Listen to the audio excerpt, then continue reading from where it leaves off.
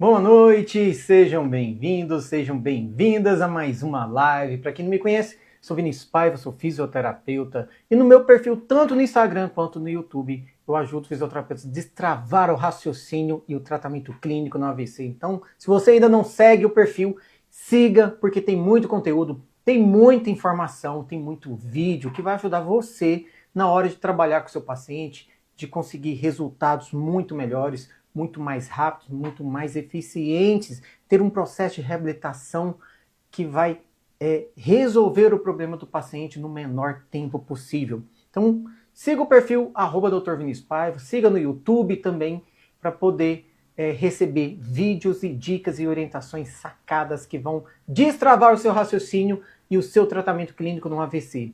Ok? Sejam todos bem-vindos, boa noite, pessoal que está chegando aí. A Maria. O que? Maria, depois tem a doutora Maris também, a Bruna, Rosana, o pessoal tá chegando aí agora. Sejam todos bem-vindos, Guilherme. Então, gente, hoje nós vamos falar sobre as principais sequelas, principais comprometimentos no AVC, né? Eu venho trazendo essas informações sobre AVC e tem acontecido muitos casos de AVC no Brasil. A incidência de AVC aumentou, tem se tornado a principal causa de morte no país, o AVC, e a população ela vem envelhecendo. Então a gente está aumentando a faixa etária, né? A gente está com mais pessoas em faixas etárias mais elevadas, porque a qualidade de vida vai melhorando, né? A expectativa de vida vai aumentando, mas também tem comprometimentos, né? Tem consequências disso, que alguns problemas relativos ao processo de envelhecimento, e também tem acontecido muitos casos de AVC em pessoas mais jovens, tá bom?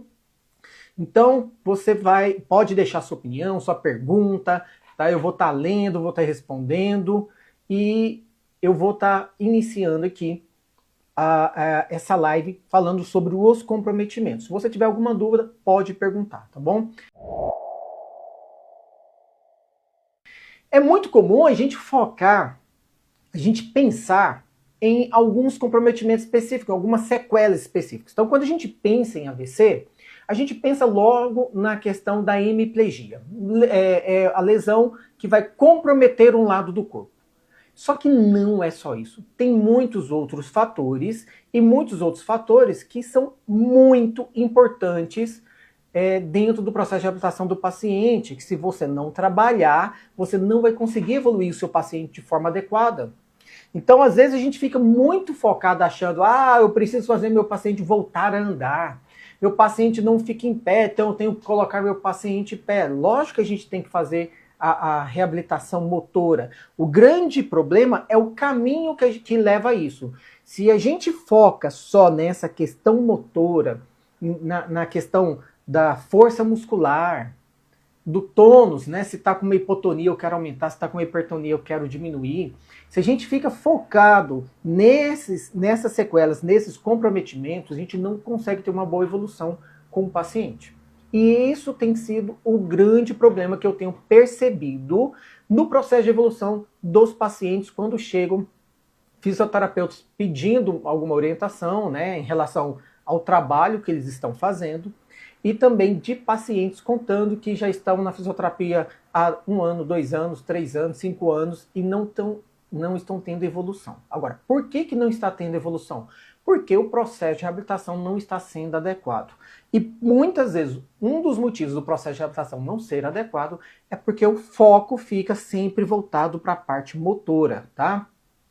Agora, gente, por que a gente fica com esse foco na parte motora? Nós aprendemos na faculdade e no dia a dia da gente, na vida da gente, é muito mais fácil a gente se relacionar com as estruturas musculoesqueléticas. O sistema musculoesquelético, ele é muito mais familiar para a gente. Então, quando a gente olha para um paciente, seja ele ortopédico, neurológico, paciente geriátrico, a gente enxerga para o indivíduo, a gente já pensa em músculo, a gente pensa em articulações, a gente pensa em tendão, a gente pensa em ligamentos. É muito mais fácil para a gente ter essa visão. E a gente meio que reforça isso na faculdade. A faculdade meio que reforça pra gente. Então, quando a gente vai atender um paciente ortopédico, aí nem se fala. O paciente ortopédico, ele é só sistema musculoesquelético na cabeça das pessoas. Isso é um erro muito grave. O paciente neurológico, a gente também tem a tendência de achar que precisa só trabalhar força com o paciente. Ah, eu tenho que trabalhar um pezinho. Ah, eu tenho que trabalhar amplitude de movimento, porque na cabeça da gente tudo é em relação à resposta motora dele, é o problema motor dele. Se ele não tem movimento, então precisa trabalhar força. Se ele não tem movimento, então precisa trabalhar essa amplitude de movimento, essa articulação que está ali imóvel. O grande problema é por que ele não tem esse movimento? Por que ele não tem essa resposta motora? E a grande questão é, como que eu consigo gerar uma resposta motora? Ele tem comprometimento. Se eu não entendo o que está por trás disso, se eu não entendo a neurofisiologia, eu não sei como trabalhar com o meu paciente. Se eu não entendo os comprometimentos que já tem a ver com a fisiopatologia do paciente, eu não entendo que eu tenho que trabalhar com ele. Eu vou ficar com foco sempre num local e não evoluo. Eu não consigo sair do lugar com ele. Faz sentido isso para você, gente? A Manu colocou aqui, existe recuperação 100% pós-AVC? O que você quer dizer com 100%, Manu? Olha só, mesmo que você olhe para uma pessoa e você fala assim, nossa, ela está com a parte motora completamente restabelecida. Sempre tem alguma coisinha que se a gente analisar você vai perceber. Por exemplo, tem um paciente, na verdade não é um paciente, meu sogro. Meu sogro teve um problema, ele teve um AVC hemorrágico, ele não ficou com sequelas motoras. Só que ele tem alguns comprometimentos. Ele tem problemas de desequilíbrios em alguns momentos. Ele tem uma dificuldade de levantar de locais baixos. Aí pediram para eu dar uma olhada nele, eu fui olhar. Ele não descarrega o peso da forma adequada. Ele ainda negligencia o lado que foi afetado. É uma negligência leve? É.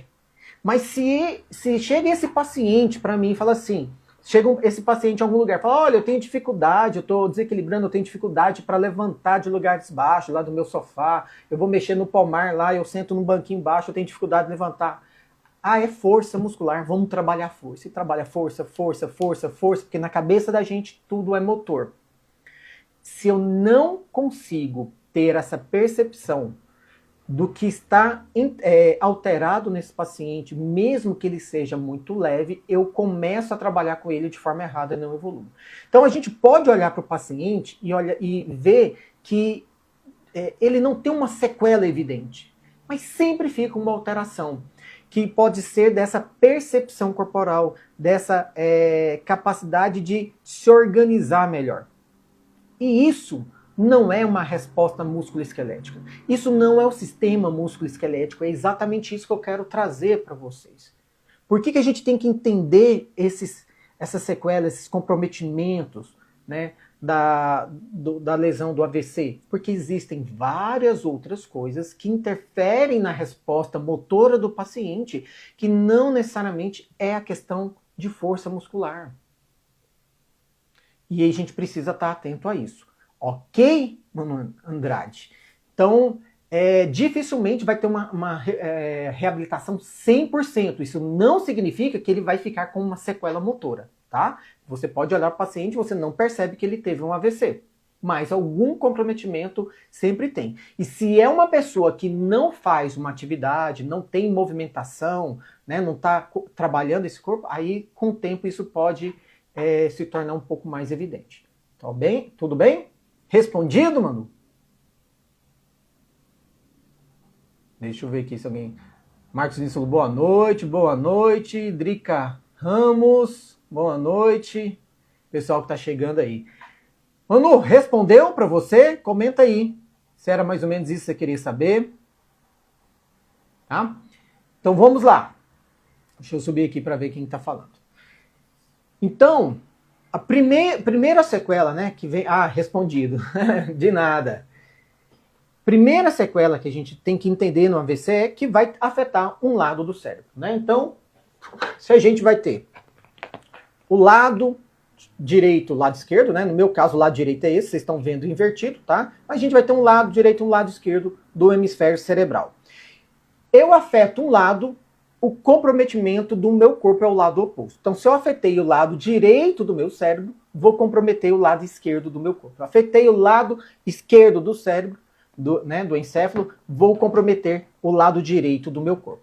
E isso, logicamente, já gera comprometimentos, sequelas diferentes. Isso já gera sequelas diferentes. Tá? Deixa eu mostrar aqui para vocês, aqui, ó. O lado, não sei se vocês estão conseguindo visualizar, o lado esquerdo, esse aqui seria o lado esquerdo. Vinícius, por que você sabe que é o lado esquerdo? Olha aqui, está representado, ó, área de Wernicke, área de Broca, porque são áreas da linguagem. O lado esquerdo, ele tem áreas específicas da linguagem que, se forem afetadas, vai comprometer a linguagem. Vinícius, significa que o paciente não consegue falar? Não, linguagem não é só oral. Existe linguagem escrita, existe linguagem de sinais, mas também existe a linguagem falada. Pode ser que esse paciente ele tenha uma dificuldade de compreender, né, também esse processamento, essa linguagem, tem uma dificuldade de se comunicar. Ele entende o que ele quer falar, mas ele não consegue expressar, não sai a fala do paciente, ou sai uma fala repetida, ele fala a mesma palavra o tempo inteiro. A gente vai comentar isso. O que eu quero trazer nesse momento é que existem comprometimentos, sequelas diferentes, dependendo da área, né? Do lado do hemisfério, se é o lado esquerdo ou se é o lado direito, tá bom? E o lado direito, ele tem uma tendência a trazer comprometimentos maiores de noção espacial, de percepção espacial, de organização do entorno meu, em relação ao espaço que eu estou envolvido, do tridimensional. Então, o lado direito afetado tem uma tendência a ter esse comprometimento maior, tá bom? E a gente vai comentar sobre eles aqui. A Drica Ramos falou, estou com o meu lado, e aí não completou. Mandu Andrade falou, sonho em voltar a ter a minha mobilidade o mais próximo possível do que eu era antes do AVC. Um sonho possível ou fantasia? Meu acometimento foi do lado esquerdo. Sempre é possível. Seu AVC. A gente tem que entender o seguinte, Manu. Seu AVC foi isquêmico, foi hemorrágico? Tamanho da lesão, o tempo que ficou para poder ter um processo de intervenção nessa lesão, porque se você tem um AVC isquêmico, onde comprometeu a circulação no local, e você entra logo com uma medicação para dissolver aquele trombo, você consegue restabelecer a circulação o mais rápido possível. Quanto mais tempo passa esse bloqueio, maior é a área de lesão. Então, maior é a falta de oxigenação. É um infarto, você está matando tecidos neurais naquela região. Depende do tamanho do vaso que foi acometido. Se era um vaso de menor calibre, se era um vaso de maior calibre que ia irrigar para várias áreas. Então, existem vários fatores. Tempo de lesão, né, da pessoa. Quanto tempo eu tenho? Eu já tenho, tem 6 meses, tem 1 ano, tem 5 anos, tem 8 anos. Então, tudo isso vai influenciar nessa recuperação. A idade da pessoa. Então, são vários fatores que interferem no processo de recuperação. É possível recuperar? Sim, é possível recuperar, tá? É possível recuperar. 100%, eu expliquei, né, o mais próximo que era antes, depende de cada tipo de lesão, da gravidade da lesão, né, da forma que foi acometida, tá bom? Mas o importante é que quero explicar uma coisa para vocês.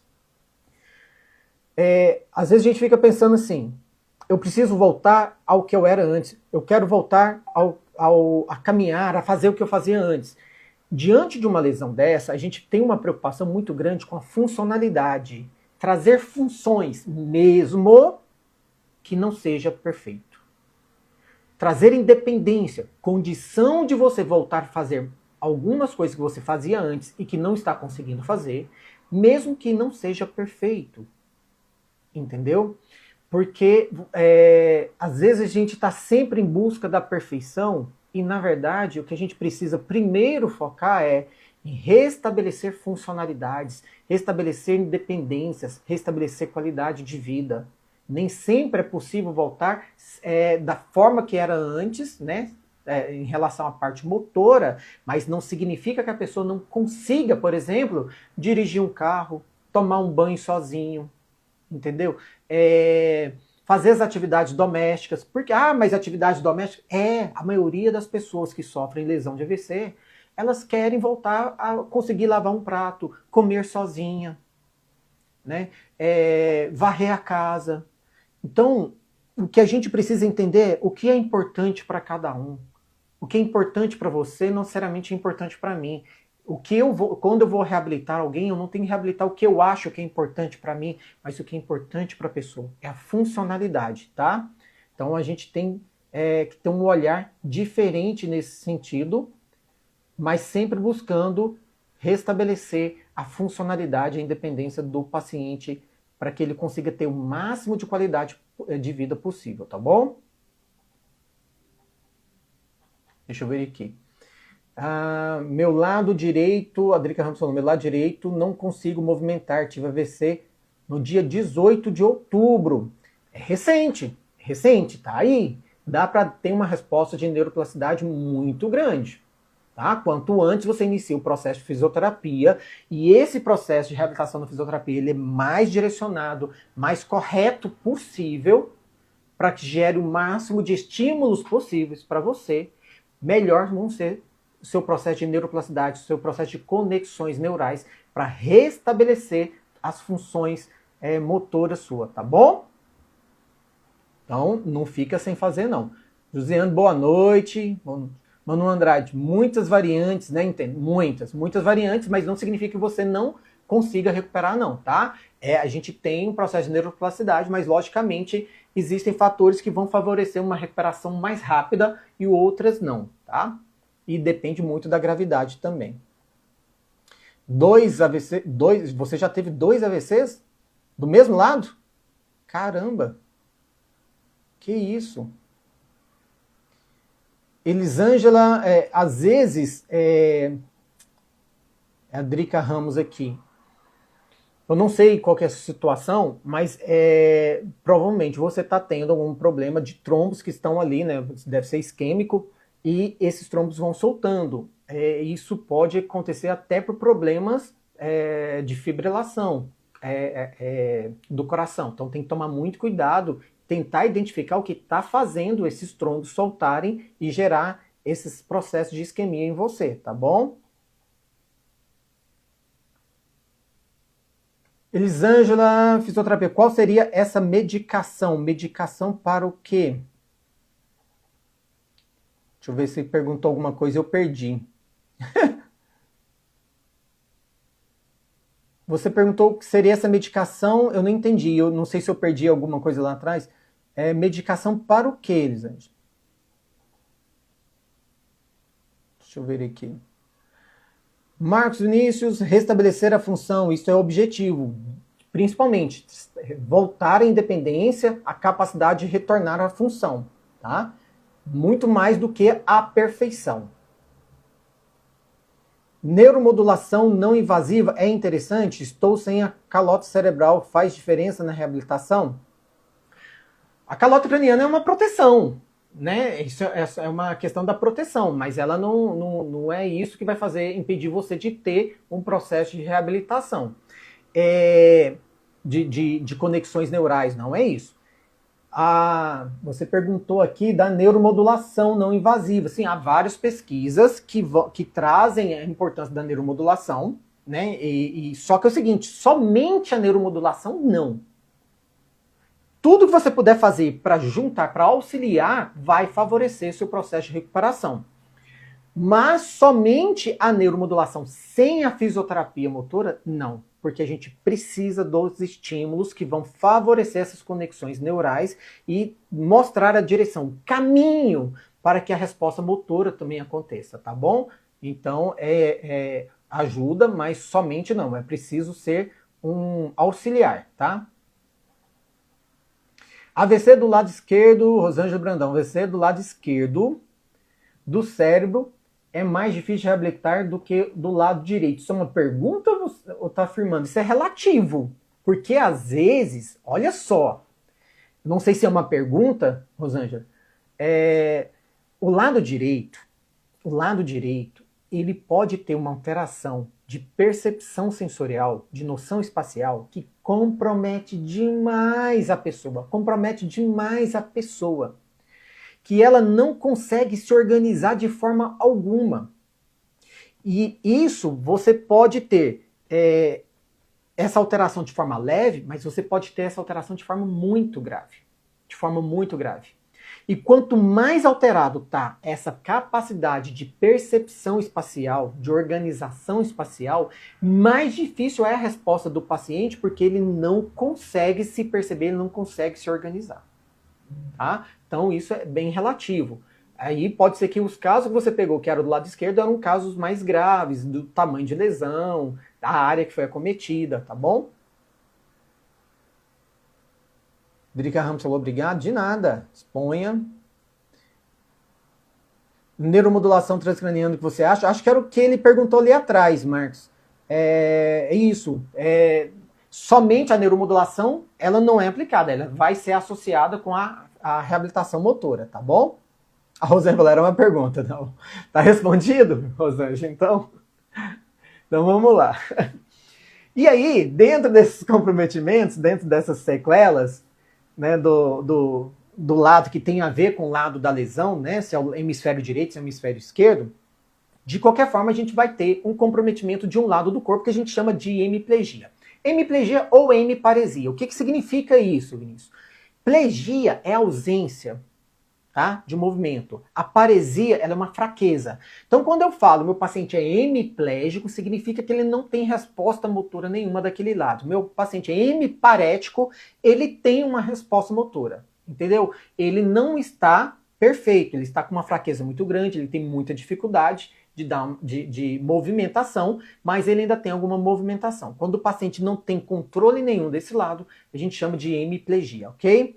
Vai ter uma alteração do tônus. Não tem como. O paciente AVC vai ter uma alteração de tônus. E a gente associa muito a alteração de tônus do paciente à espasticidade. Então a gente pensa só naquele padrão flexor do braço, né? Que está o polegar dentro da mão, as mãos fechadas, né? Os dedos fechados, o punho em flexão, o braço rodado internamente. E esse padrão é um padrão de espasticidade. O meu tônus está alto. O que é espasticidade? É uma hipertonia exagerada, é um tônus alto. O que é o tônus? É a capacidade de tensão muscular no repouso. O tônus é quando a gente encosta, a gente sente aquela tensão muscular. É ela que mantém a postura da gente contra a gravidade. Então, o tônus todo mundo tem. Todo mundo tem. Esse tônus dentro do normal, ele vai variar. Dentro de uma pessoa normal, que não tem lesão nenhuma. Então tem pessoas com tônus maior, tem pessoas com tônus um pouco menor. Que é o que a gente chama de flacidez. Ah, nossa, eu tô toda flácida, seu tônus está mais baixo. E você não tem um comprometimento neurológico. Dentro da lesão neurológica, isso é potencializado. Ou esse tônus cai demais, ou esse tônus sobe demais. Eu não consigo ter um controle numa faixa de normalidade. Quando o tônus cai demais, a gente chama de hipotonia. Quando ele sobe demais, a gente chama de hipertonia ou a espasticidade. O grande problema é que a gente associa o paciente de AVC com a espasticidade. Mas, quando ele está numa fase inicial, e muitas vezes, mesmo pacientes já com 1 ano, 2 anos de lesão, eles não saem da fase hipotônica, eles não saem da fase flácida. E essa fase é muito complicado, porque o paciente não consegue dar resposta. Porque quem mantém a gente contra a gravidade é o tônus. Se o meu tônus cai, eu desabo, eu não consigo sustentar. Vinícius, então é mais difícil trabalhar um paciente que tem uma hipotonia do que um paciente com uma hipertonia? Eu acho. Eu acho, porque o paciente com uma hipertonia, se não for uma espasticidade muito grave, muito exagerada, né, a gente consegue, pelo menos, ter uma resposta mais fácil do paciente, porque o tônus está elevado. A hipotonia, o paciente está todo flácido, não consegue dar resposta nenhuma, porque ele não tem condição de fazer movimentos contra a gravidade, manter a postura contra a gravidade. Então é como se ele estivesse derretendo ali. E o ombro cai, e aí uma das consequências que a gente vai falar é até a subluxação da cabeça do húmero, porque o braço pesa, a gravidade está jogando para baixo, o braço tem um peso, e como o tônus é muito baixo, não sustenta, o manguito rotador não sustenta o úmero, né, a cabeça do úmero lá na cavidade glenoide, e esse ombro desaba, fica aquele buraco, né, que a gente coloca um dedo, 2 dedos, às vezes você consegue ver a cabeça do úmero lá embaixo, né, uma subluxação. E isso torna muito difícil para trabalhar com o paciente, porque ele não consegue se estabilizar, não consegue se manter em postura nenhuma. Alguém colocou alguma coisa aqui, deixa eu perguntar. O Marcos colocou: estou lidando com a minha mãe, que AVC isquêmico, ficou hemiplégica do lado esquerdo do corpo, então a lesão do lado direito. Já estabeleceu 90% do cognitivo e ela tem características hipotônicas, não está sendo fácil movimentar. A hipotonia realmente ela traz uma complexidade maior. E aí a gente tem que trabalhar, né, desde o primeiro exercício até o final, até chegar com ela em pé, com o objetivo de trazer esse tônus para o alto. Sutilmente a perna esquerda e o braço somente a nível escapular, mas começa esse processo central mesmo, né? A gente precisa focar nesse central. Se você traz esse tônus para o alto, não adianta começar a trabalhar pela mão, tem que começar do centro para a periferia. E você vai conseguir, trabalhando essa cintura escapular, aumentando o tônus dela, fazer esse úmero, essa cabeça do úmero encaixar. Isso vai facilitar a movimentação do braço dela, tá bom? 7 meses já. Não, ainda dá tempo de ter bastante evolução com ela, viu, Marcos? Tá? E aí, tem essa alteração do tônus. Uma outra complicação é a espasticidade, né, do padrão flexor ou do padrão extensor do membro inferior, que também é essa alteração do tônus, né?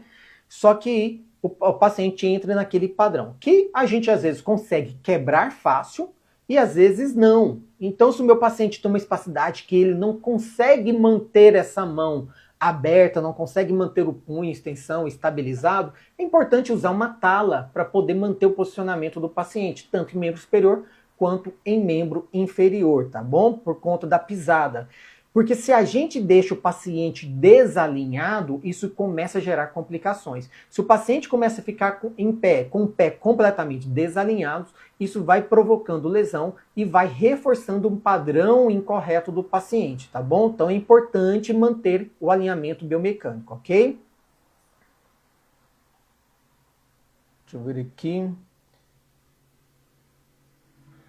Falou muita contração e transferência de peso.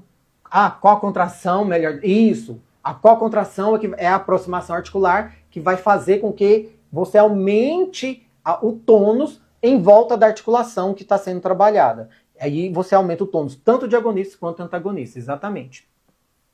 Tá? A perda do controle dos movimentos. Então o paciente, o que acontece? O que a gente tem que entender?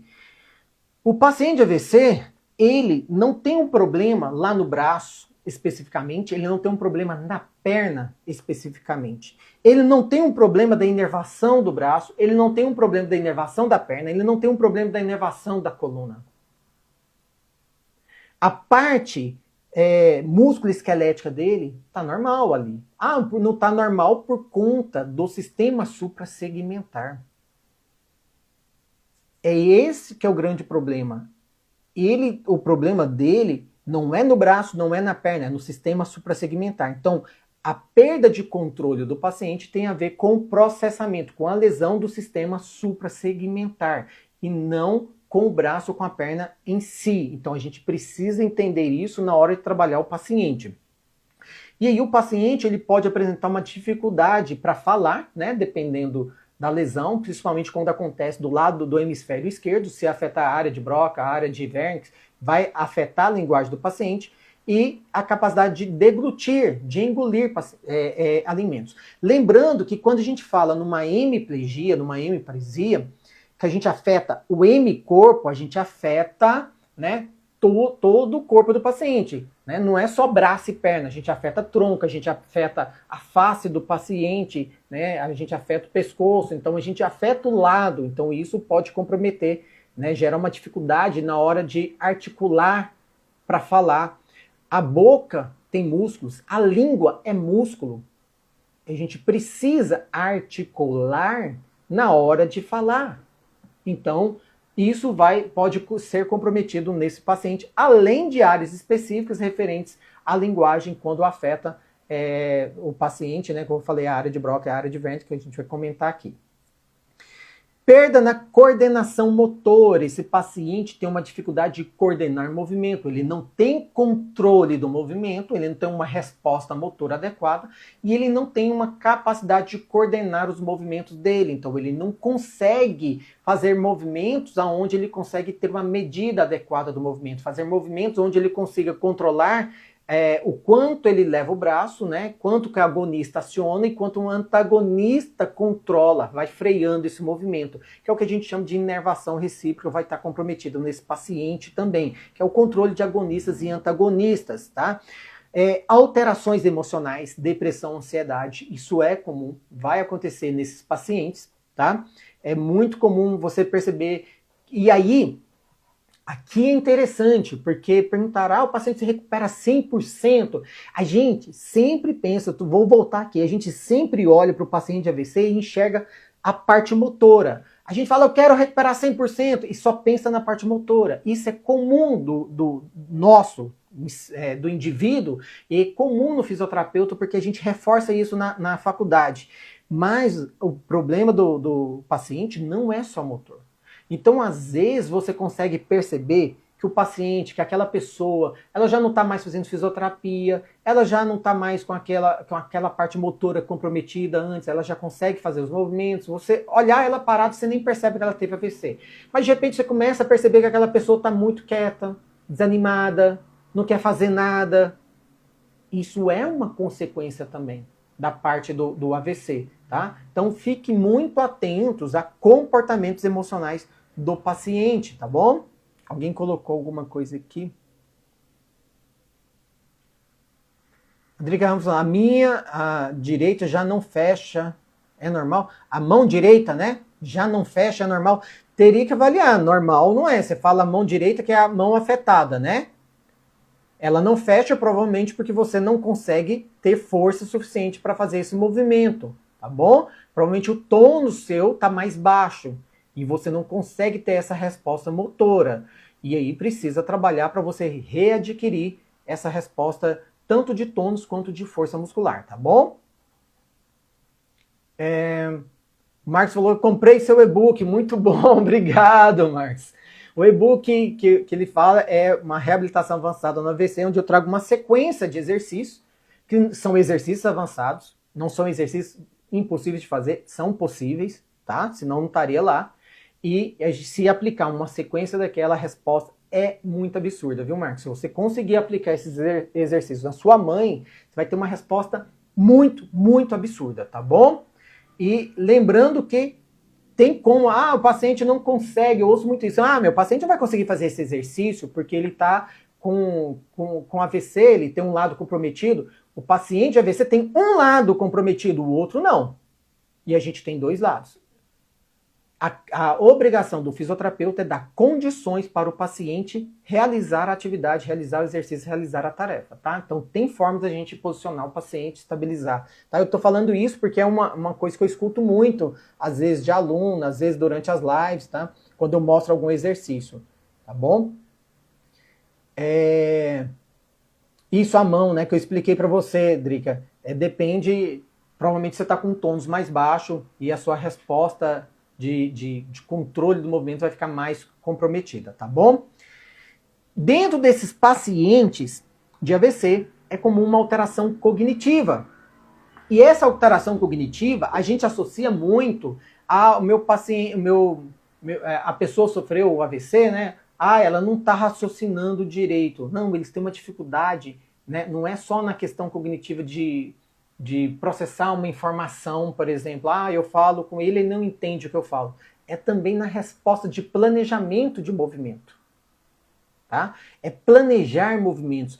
Quando a gente vai fazer uma resposta motora, quando você pensa assim, quero pegar quero tomar água. E aí você olha, cadê o copo? Preciso pegar no armário. E o armário está mais no alto. A gente não pensa na hora de pegar o copo, eu preciso fazer uma flexão do ombro, em tantos graus, agora eu vou fazer uma extensão do cotovelo, eu vou pegar a maçaneta, fechar as mãos, fazer, né, uma flexão dos meus dedos.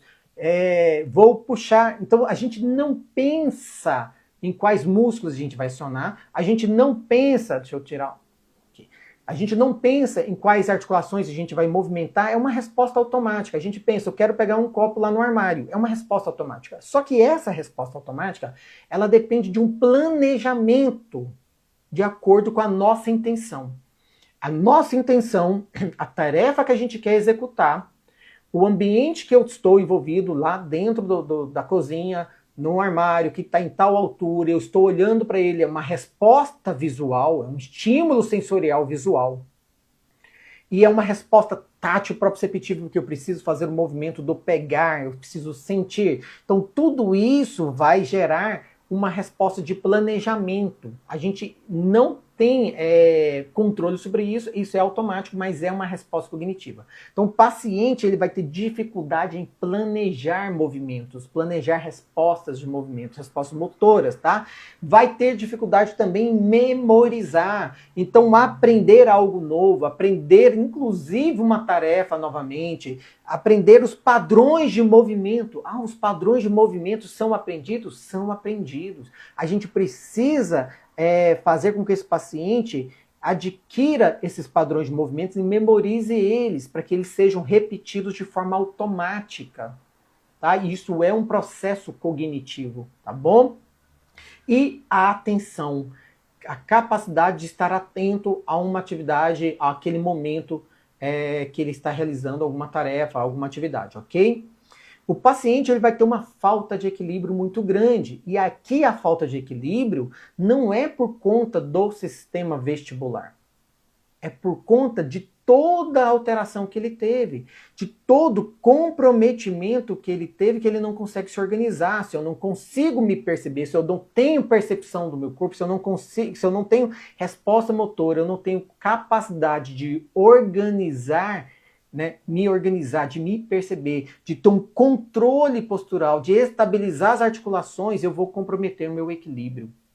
Tá? Então, o equilíbrio ele não vem só do sistema vestibular do labirinto, ele vem de toda a capacidade da gente de se organizar, de se perceber e gerar respostas de organização. Isso depende muito do sistema proprioceptivo.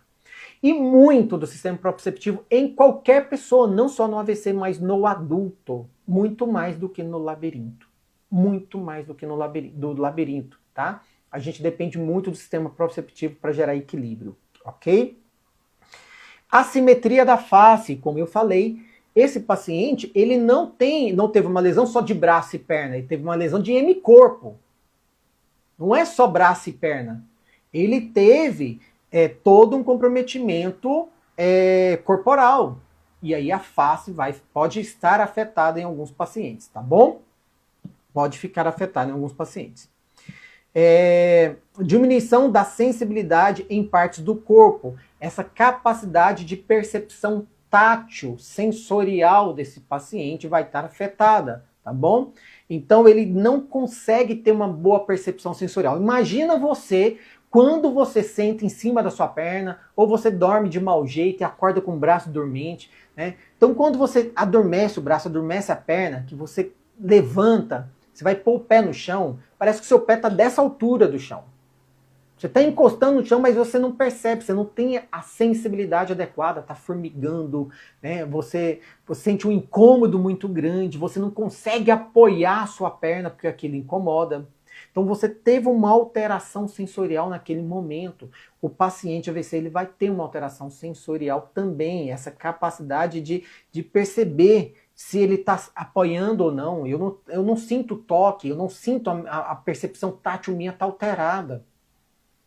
Então eu não consigo perceber aonde está tocando, se é forte, se é fraco, se é uma pressão leve, se é uma pressão profunda. E por que eu preciso saber disso? A mesma coisa quando você fica com a sua perna dormente, você não consegue dar um passo, porque você não tem confiança.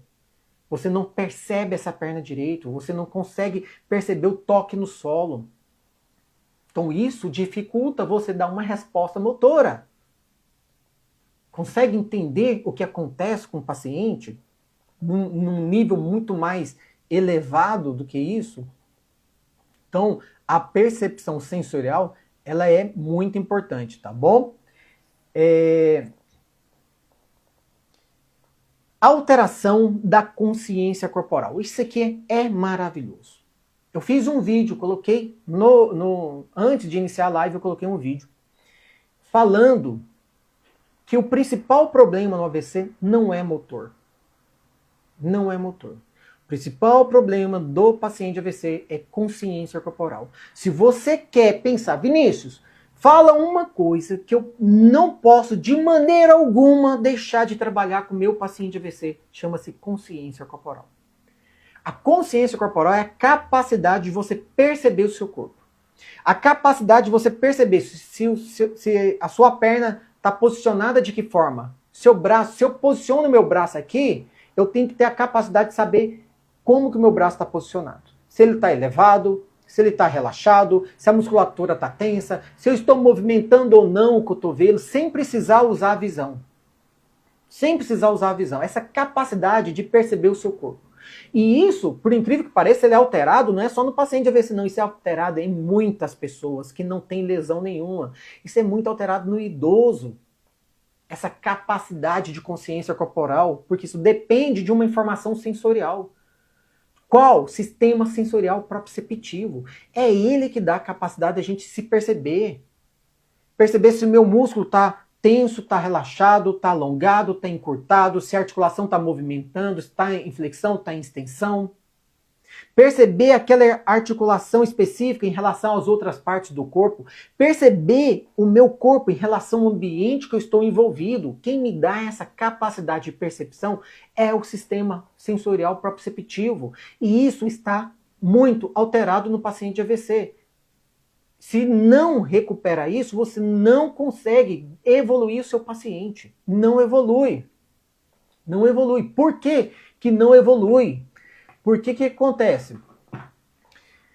Toda informação sensorial, ela vai ser processada numa área de associação sensorial multimodal. Essas informações sobre tudo que está acontecendo com o seu corpo, em relação ao ambiente que a gente está envolvido, em relação à tarefa que a gente está executando, em relação às outras partes do corpo, vão ser essas informações, junto com informação visual, auditiva, informações do hipocampo, que é memória, elas são processadas em conjunto. Então eu sei exatamente o que está acontecendo lá no dedão do meu pé, se eu estou flexionando o meu hálux, o meu dedão do pé, se eu estou levantando o dedão do pé, se eu estou abrindo os dedos do pé, se eu estou fechando. Tudo isso vai ser processado em conjunto com a tarefa que eu estou fazendo, com o ambiente que eu estou envolvido, e toda essa informação, ela vai vir aqui para a sua área de associação motora, lá no lobo frontal. E aqui acontece planejamento. Eu dependo dessa informação sensorial para iniciar planejamento de movimento. Então não adianta eu focar em partes motoras se a capacidade de percepção e organização corporal está comprometida. Se eu não consigo processar a informação sensorial, o planejamento do movimento, ou seja, o planejamento da resposta motora está comprometida. Entenderam que não é só sistema músculo-esquelético? Eu preciso entender as sequelas que podem acometer no meu paciente, mas entender que existem problemas que não são músculo-esqueléticos, que vão interferir diretamente na resposta motora do paciente. Resposta de força muscular, resposta de tônus muscular, resposta de movimento. Vai estar comprometido. A força contrátil gerada depende desse processamento de informações para saber qual força adequada, quantas fibras musculares vão ter que ser ativadas, quais músculos vão ter que ser ativados para gerar aquela resposta que eu preciso. Vou pegar o copo no armário. Quando você pensa, vou pegar o copo no armário, olha, onde está o armário? Você já localizou, você deu uma informação visual sobre distância, onde está o armário, e você falou, nossa, vou ter que erguer o braço, ou eu vou ter que agachar, ou o copo está embaixo, está na parte de baixo. Então, toda essa informação associada ao ambiente que você está, em relação ao ambiente que você está, a tarefa que você quer executar, a percepção do seu corpo, do quanto você vai ter que dar respostas de movimentação do corpo, da articulação, de contração da musculatura, do agonista, do relaxamento do antagonista, de uma forma que permita a coordenação do movimento. Isso são respostas sensoriais, são os receptores sensoriais, são sistemas sensoriais que trabalham para gerar essas informações e essas informações sendo processadas é que vão permitir o planejamento do movimento para uma resposta motora. Então, se você quer ter uma evolução com o seu paciente, você quer pensar qual o problema principal do meu paciente AVC, a consciência corporal é esse grande problema. É esse grande problema, ok? Doutora Físio Maria Auxiliadora. Ó, o nome da minha tia aqui. Boa noite, tá? A Mônica, boa noite, seja bem-vinda, Mônica. Alguém escreveu aqui, a Leandra Vieira, AVC isquêmico aos 31 anos e 4 meses, tem chance de recuperar tudo? Tem chance de recuperar, sim, tudo. É que a gente, não sei se você chegou agora, alguém perguntou isso, recupera 100%? É porque quando a gente pensa em recuperação, a gente pensa só em respostas motoras. E o 100% não significa que você não recupere 100%, mas que você não consiga fazer as coisas. A gente pensa muito na funcionalidade, na sua capacidade de ter independência, de voltar a fazer aquilo que você fazia antes. Mesmo que você não tenha aquilo de forma perfeita. Mas essa perfeição, essa resposta motora melhor possível, vai depender muito do tamanho da lesão, da área afetada, do tempo da lesão. Então, tem vários fatores que interferem nesse processo. Se você iniciou um processo de reabilitação o mais rápido possível, se o seu processo de reabilitação teve o máximo de estimulação adequada possível, porque você pode ficar lá, estou lá fazendo um processo de reabilitação que não está trazendo resposta nenhuma para você, isso vai interferir no seu processo de reabilitação, logicamente. Então, há vários fatores que dependem tanto em relação à lesão que aconteceu, mas também da resposta de reabilitação, de tratamento, de estímulos que está sendo gerado durante o processo de reabilitação, tá bom? Deixa eu ver se alguém perguntou mais coisa. Isso. A Fabi, né? Boa noite. Então, gente, essa consciência corporal realmente é algo que tem que ser trabalhado, tá? É essa percepção que é o grande boom do paciente AVC. É a grande chave que a gente precisa trabalhar com esse paciente. E aí esse paciente também vai ter uma alteração espacial. Ele vai ter, muitas vezes, não são todos, tá? Que vão ter tudo isso, não. Mas a consciência corporal vai estar afetada em todos, tá bom? A alteração espacial é aquilo que eu estava respondendo para a Rosângela. Ela perguntou, o lado esquerdo é mais difícil de tratar quando a lesão é no hemisfério esquerdo? Não, muitas vezes a lesão no hemisfério direito, ela dá uma alteração espacial que dificulta demais o paciente de recuperar. Como que isso acontece? Gente, isso aqui é muito louco. É muito louco. O paciente, ele tem uma lesão lá de processamento das informações sensoriais. É onde acontece o processamento das informações sensoriais? Lá no seu lobo parietal, tá? Lá no seu lobo parietal. Você tem uma dificuldade, o paciente às vezes ele tem uma gravidade tão grande em processar essas informações sensoriais que estão dando informação do seu corpo e do ambiente que ele não consegue se organizar de forma alguma. E o que pode acontecer? Esse paciente ele pode ter uma alteração espacial tão grande que na hora que ele vai se alimentar, que você coloca uma comida para o paciente, ele está comprometido do lado esquerdo porque a lesão foi do lado direito. Ele come o lado direito do prato e o lado esquerdo fica. Ele não negligencia somente o lado esquerdo do corpo, ele negligencia tudo do lado esquerdo dele. Tudo do lado esquerdo dele.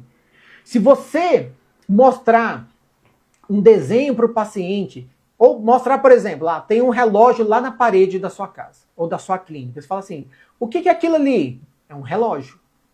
Ah, beleza, ele sabe que é um relógio. Desenha um relógio para mim. Ele vai desenhar um relógio e você vai ter praticamente só o lado direito do relógio. Ele vai colocar os ponteiros só do lado direito. Ele pode até escrever todos os números, vai ficar tudo do lado direito. Ele não processa o lado esquerdo. É como se o lado esquerdo não existisse para ele. É como se ele não tivesse um braço esquerdo, é como se ele não tivesse uma perna esquerda. Entendeu a gravidade que pode ter um paciente de AVC com uma alteração espacial, de processamento dessa informação sensorial que vai interferir em toda a resposta sensorial do paciente? Isso aqui é absurdo, é muito absurdo, tá?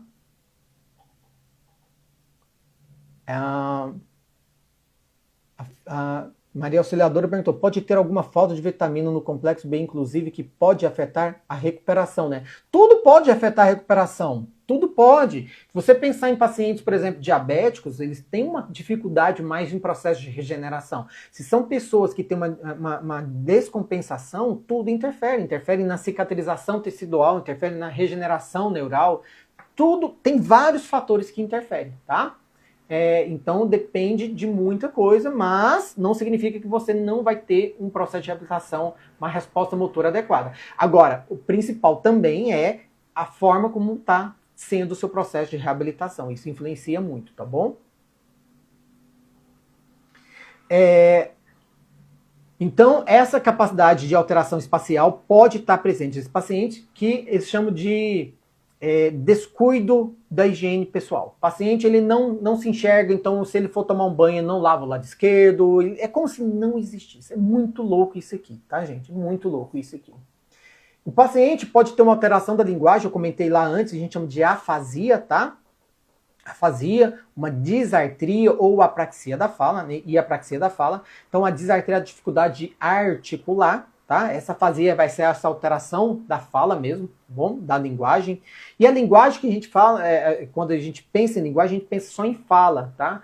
Pode ser fala, pode ser a linguagem escrita, tá bom? Que ele vai ter dificuldade, ele não consegue escrever, ou ele não consegue processar informações de sinais, tá? De formas. Então tem diferentes formas de linguagem. E às vezes pode afetar uma linguagem que o paciente ele entende o que você está perguntando e ele acha que ele está respondendo, que a gente chama de ecolalia. O paciente responde a mesma palavra e é uma palavra aleatória dele, tá? Então você pergunta para ele, qual o seu nome? Ele entendeu que você falou o nome, né? Perguntou o nome. Se você pedir para ele escrever, ele escreve.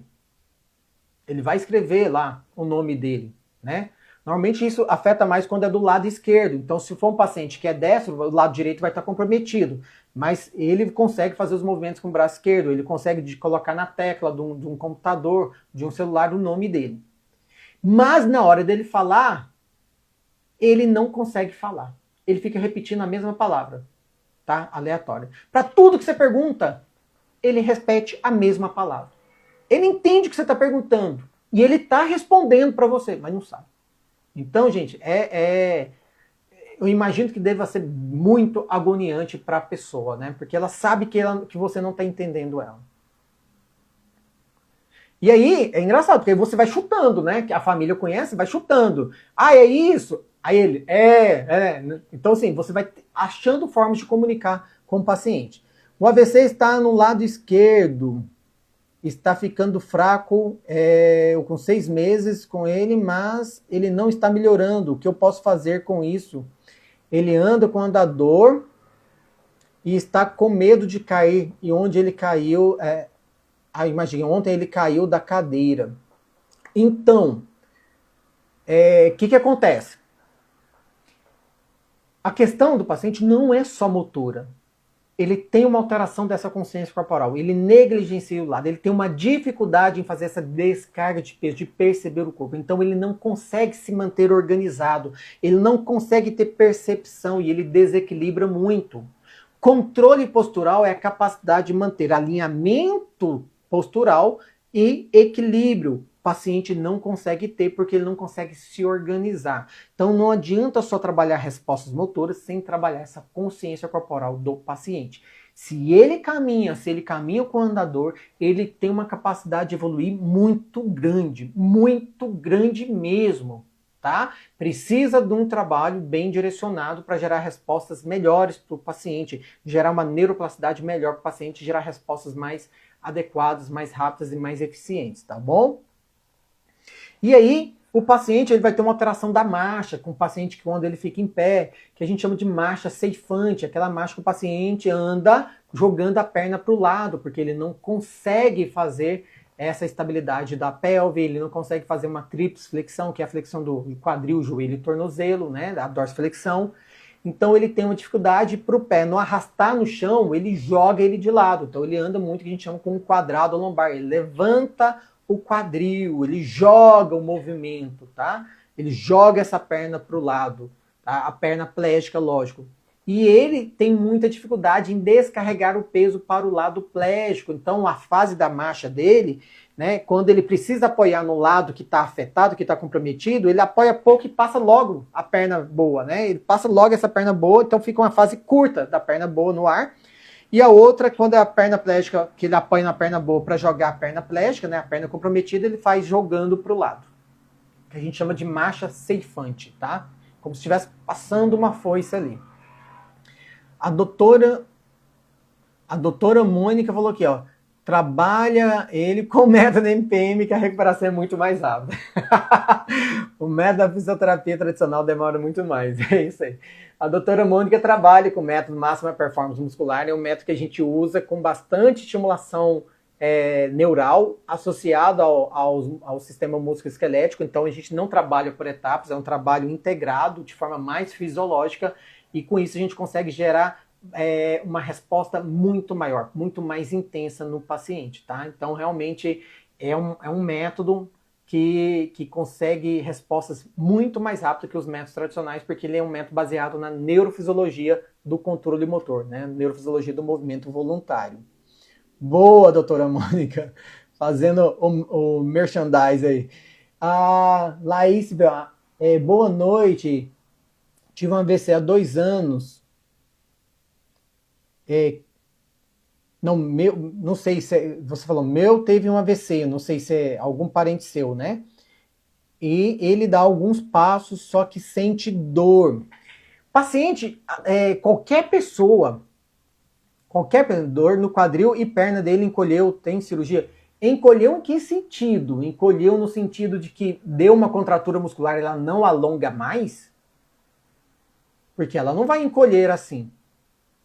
Ele pode estar com uma alteração, um desvio postural que dá a impressão que a perna encolheu. Mas se não deu uma contratura muscular e ele tem a mobilidade articular normal, essa perna não encolhe assim. Logicamente, ele vai diminuir massa muscular, isso vai comprometer, tá bom? E você perguntou assim, ele sente dor. Quando a gente tem muita fraqueza, isso é para qualquer situação, qualquer pessoa. Quando tem muita fraqueza muscular, e que essa fraqueza gera bastante desequilíbrio entre um lado e o outro, a gente sobrecarrega as estruturas, porque eu não tenho capacidade de estabilizar, eu não tenho um tônus adequado para dar estabilidade para a articulação, então eu sobrecarrego as estruturas. Isso já provoca lesões, pode estar provocando lesão, provocando dor. Mas a fraqueza muscular em si provoca dor, porque qualquer movimento que ele vai ter que sobrecarregar, vai exigir dele, ele está sobrecarregando aquela estrutura muscular que não está preparado para aquilo. Então a fraqueza muscular em si provoca dor. A imobilidade provoca dor, tá? A dificuldade do retorno venoso, a dificuldade de movimentação da musculatura, isso provoca dor também, tá?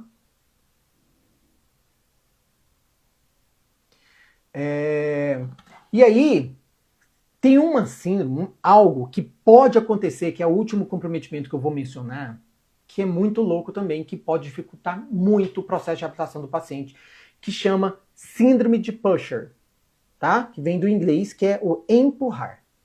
Não é comum, pode acontecer em 10% dos casos, tá? Mas isso gera uma complexidade muito grande para a reabilitação do paciente. Por quê? O paciente do AVC, que eu falei, ele tem uma dificuldade de percepção corporal. Ele negligencia o lado comprometido. Ele negligencia aquele lado do corpo que foi comprometido. Alguns mais, outros menos.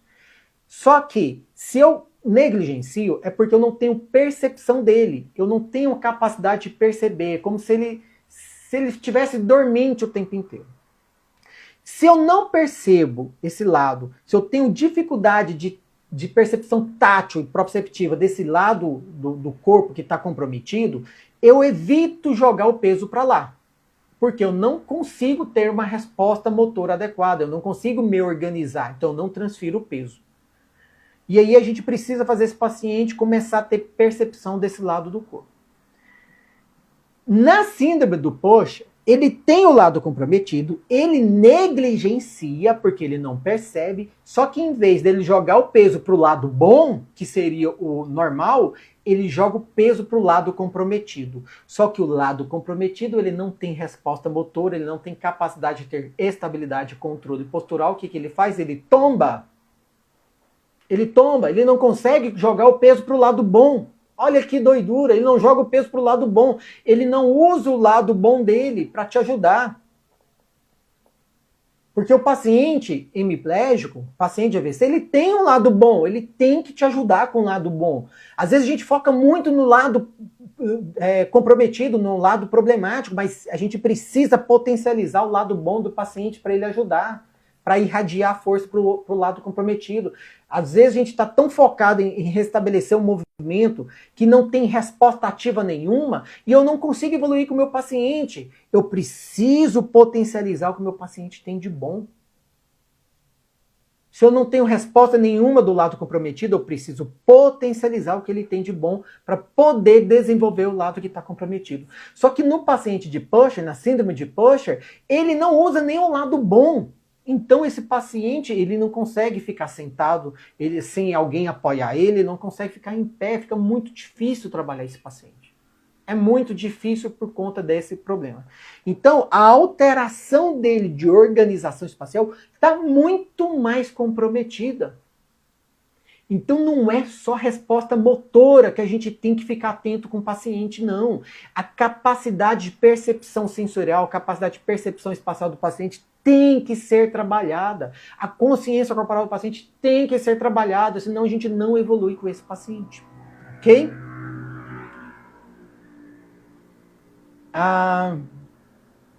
Alguém perguntou aqui, o André Vinícius, né? Boa noite, eletroterapia eficaz no caso do AVC? Aí ele colocou TENS e FES. TENS, o que é o TENS? TENS é para gerar analgesia e é um trabalho paliativo. O que é paliativo nesse caso? Ele vai ser um efeito, passou o efeito 30 minutos, 20 minutos, acabou. Não fez nada para você. Você não trata o paciente com o TENS. Ele não dá uma resposta de contração muscular, ele dá uma resposta de analgesia. O FES, ele gera uma estimulação para contração muscular. Ele dá uma resposta de contração da musculatura. Você associar o FES na terapia? Sim. Porque você tem um lado plégico. Eu preciso ter uma resposta motora. Então eu posso usar tanto numa hipotonia quanto numa hipertonia. Ah, mas como que eu vou usar na hipertonia? Eu não vou ativar mais ainda o padrão espástico do paciente? Você vai usar no antagonista. Eu tenho dificuldade de abrir a mão, eu uso, né? Eu estou com a espacidade em padrão flexor, eu uso no meu extensor para ganhar extensão de punho e de dedos. E essa mão abrir, e eu conseguir posicionar ela na hora de fazer um exercício, para fazer uma descarga de peso, eu consigo colocar uma tala nela, eu consigo quebrar esse padrão flexor do paciente. Meu paciente hipotônico, eu quero aumentar o tônus, eu quero ter um mínimo de ativação de resposta muscular que não está tendo, eu consigo utilizar o FES. O TENS não é tratamento, o TENS é uma analgesia paliativa, tá bom? Não vai te dar resposta nenhuma, ok? Mas sempre a eletroterapia vai ser associada com os exercícios. Não tem como eu trabalhar um paciente somente com eletroterapia, eu não vou ter uma resposta eficiente nele, tá bom? Não vai ter uma resposta adequada. Meu esposo... Respondido? Hein, André Vinícius? Tranquilo?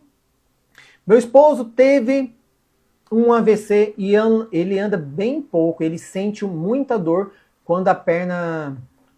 Quando anda, a perna encolheu, não consegue colocar o pé todo no chão. No caixão é foda, hein?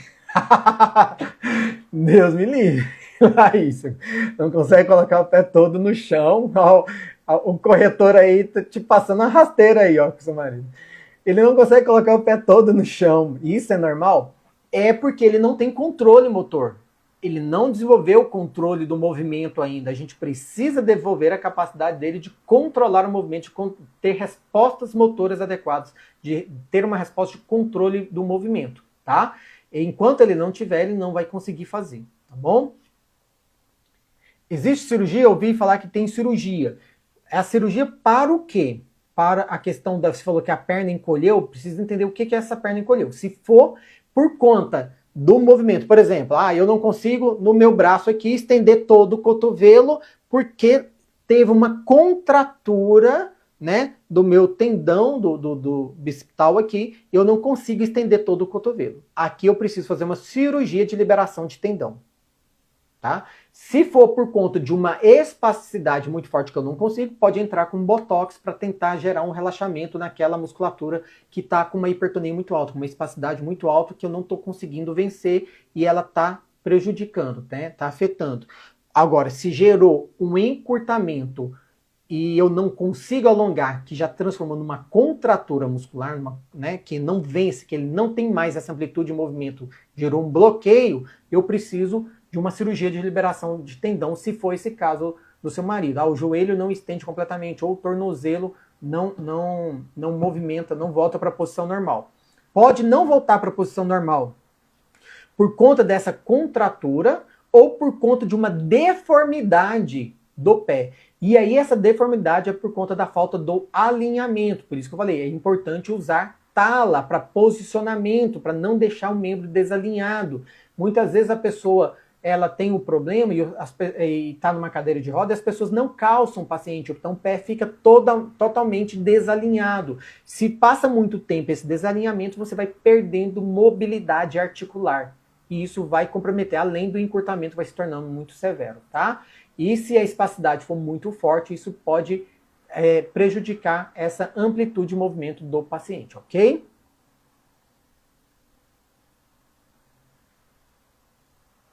André Vinícius falou, beleza. Você tem que vir para São Paulo colocar uma clínica. Tá bom. Vamos pensar no caso.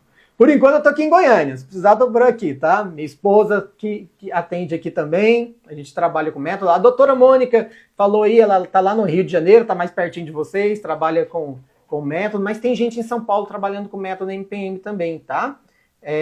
Qualquer coisa, você pode entrar em contato lá no Instagram, eu mando a indicação. Então, sempre que uma pessoa está de outro estado, a gente manda indicação de quem já fez o método para poder estar indicando as pessoas, né? A doutora Mônica, a gente indica ela sempre lá no Rio de Janeiro, quando alguém questiona, pergunta, e tem pessoas também lá em São Paulo também, tá bom? Tudo bem, Laís? Gente, era isso que eu queria trazer para vocês. São muitos comprometimentos, né? São vários comprometimentos. Não é pouco, não. Tá? É muita coisa que pode estar cometida nesse paciente, e às vezes a gente olha só para a parte motora, acha que tudo é só músculo esquelético. E não é. E são exatamente esses outros fatores que às vezes vão comprometer muito mais a resposta motora do paciente. E às vezes o processo de reabilitação ele fica comprometido por conta disso. Eu não consigo ter uma boa evolução porque o meu foco está no local errado.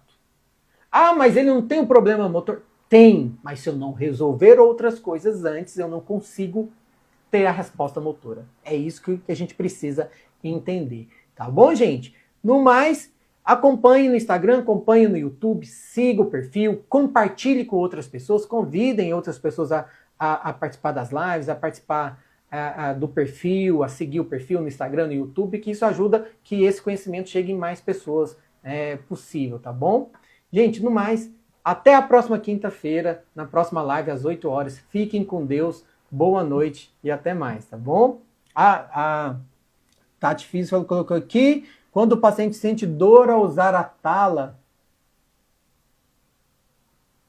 você colocou a tala pata que ganho de posicionamento, ADM, qual seria outra alternativa para esses casos?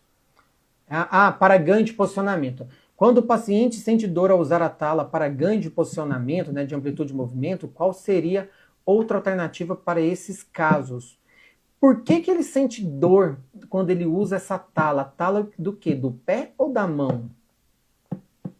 Porque não faz muito sentido ele sentir essa dor por conta dessa tala, não.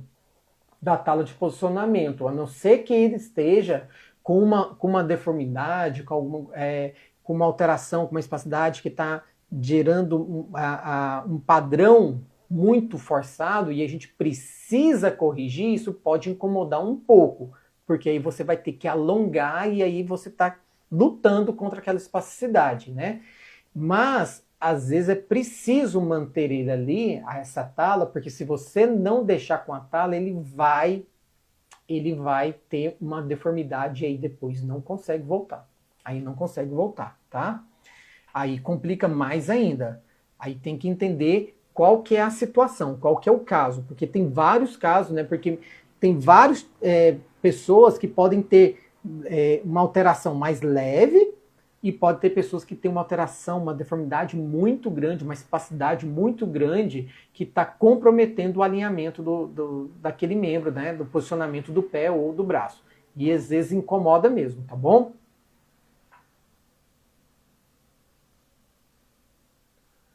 Ok, gente? Mas a gente precisa posicionar o paciente para ir quebrando esse padrão. Se não quebrar esse padrão e conseguir restabelecer o controle do movimento para que ele não volte a esse padrão inadequado, esse desalinhamento inadequado, a gente não vai evoluir com o paciente, ele nunca vai sair desse quadro. Então a gente precisa, às vezes, dar alguns passos para poder evoluir com o paciente, tá bom? Aí falou, tem bastante espacidade, incomoda. Só que se você não usar, vai entrar num padrão, numa deformidade ali, que aí complica muito, tá? Complica muito. Porque às vezes tá numa tala que às vezes está forçando demais, então a gente precisa ir evoluindo aos poucos, né? Mas tipo não colocar uma tala que está forçando demais, ele está incomodando muito. E se ele tem uma espasticidade também, o que você entra? Se está incomodando com botox. Um botox, tá? Para diminuir esse padrão espástico dele e você conseguir esse alinhamento, sem incomodar tanto, tá bom? Aí tem que ter essa liberação desses tendões, desses músculos que estão com essa espacidade maior, tá bom? Para permitir essa mobilidade, você utilizar o alinhamento, utilizar uma tala para poder alinhar o paciente, quebrar aquele padrão dele, tá bom? Então, fica a dica aí, utiliza junto com o Botox. Gente, no mais, fiquem com Deus, né? Me alonguei demais, eu me empolgo. Mas até a próxima quinta-feira.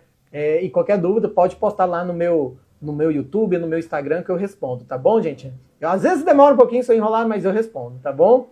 Fiquem com Deus, boa noite e até mais. E não se esqueça, se inscreva no canal, dê um like e compartilhe esse vídeo.